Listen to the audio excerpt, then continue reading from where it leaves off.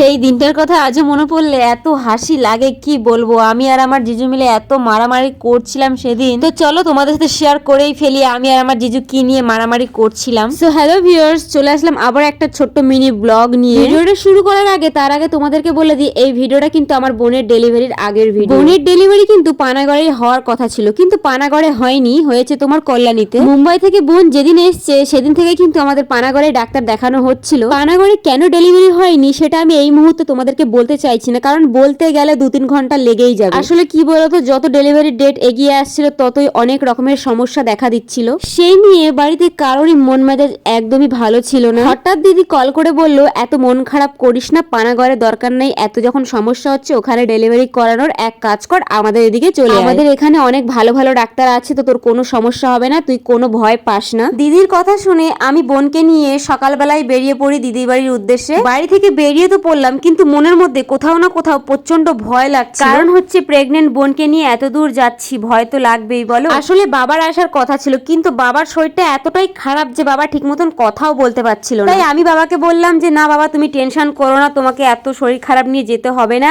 আমি যাই। সাহস করে বোনকে নিয়ে বর্ধমান অতীতে চলে এসেছি। তার মধ্যে দেখি বোনের বড় এসে হাজির। বোনের বর কিন্তু দিদি বাড়িতেই ছিল, কিন্তু আমি জানতাম না যে বোনের বড় আসবে আমাদেরকে নিতে। আমি হঠাৎ দেখে অবাক। আমি তো ভেবেছিলাম আমি একাই নিয়ে যাচ্ছি হয়তো বোনকে, কিন্তু বোন যে তার বরকেও কল করে বলেছে যে আমাদেরকে নিতে আসতে বর্ধমান অবধি, সেটা আমার জানা ছিল না। যাই হোক, দিদি বাড়ি দেখো চলে এসেছি বোনকে নিয়ে। বোনের বিয়ে হয়ে যাওয়ার পর এই নিয়ে মনে হয় 2বার দিদি বাড়িতে আসলো বোন। যাই হোক, ভালোভাবে দিদি বাড়ি আনতে পারলাম বোনকে, কোনো সমস্যা হয়নি। রাস্তাঘাটেও প্রচন্ড টেনশনে ছিলাম আমি, কি না কি হয়ে যায় রাস্তাঘাটে, যেহেতু এতটা জার্নি করে এত দূর যায়। এত কিছুর মাঝখানে তোমরা কি একটা জিনিস নোটিস করেছো, আমি কিন্তু আমার ভিডিওটা কিন্তু বন্ধ করিনি। এত রিস্ক নিয়ে বোনকে এত দূর থেকে নিয়ে গেলাম দিদির বাড়ি, কিন্তু তাও দেখো আমি যতটা পেরেছি তোমাদের সাথে ভিডিওটা কিন্তু শেয়ার করেছি। তারপরেও যদি তোমরা আমাকে সাপোর্ট না করো তাহলে ভাববো আমার কপালটাই খারাপ। যাই হোক, দিদি বাড়ি পৌঁছানোর পর দুপুরবেলা খাওয়া দাওয়া করে জিজু আর আমার মধ্যে প্রচন্ড ঝামেলা মারামারি লেগে গেছে, তোমরা দেখতেই পাচ্ছ। ঝামেলাটা কি নিয়ে হয়েছিল জানো? সেই কমলা লেবু হয়, সেই কমলা লেবুর যে রসটা হয়, সেই রসটা হচ্ছে আমার চোখের মধ্যে দিচ্ছিল, আমার প্রচন্ড চোখ জ্বালা করছিল। এই নিয়ে জিজুর সাথে আমার ঝামেলা। প্রথমত আমি কিছু বলছিলাম না, কিন্তু কন্টিনিউ আমার চোখের মধ্যে দিয়েই যাচ্ছিল বারবার করে। আমি যত বারণ করছি তত